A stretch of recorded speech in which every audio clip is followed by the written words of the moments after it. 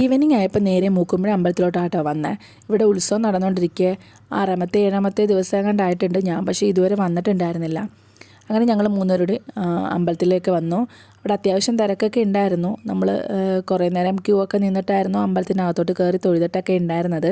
പിന്നെ പൂജയും കാര്യങ്ങളൊക്കെ ഉണ്ടായിരുന്നു, അതൊക്കെ കണ്ട് തൊഴുതു. അത്യാവശ്യം ഞങ്ങളുടെ നാട്ടിലെ ഫേമസ് ആയിട്ടുള്ള ഒരു അമ്പലം ഉത്സവം ആട്ടോ ഇവിടുത്തത്.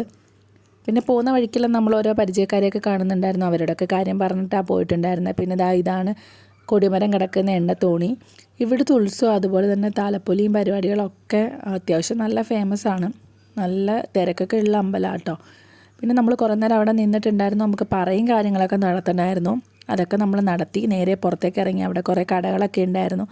പിന്നെ നേരെ വന്നിട്ട് നമ്മൾ ബജ്ജി കഴിച്ചിട്ടുണ്ടായിരുന്നു. പിന്നെ ബജ്ജിയൊക്കെ പാഴ്സൽ വാങ്ങിച്ചു.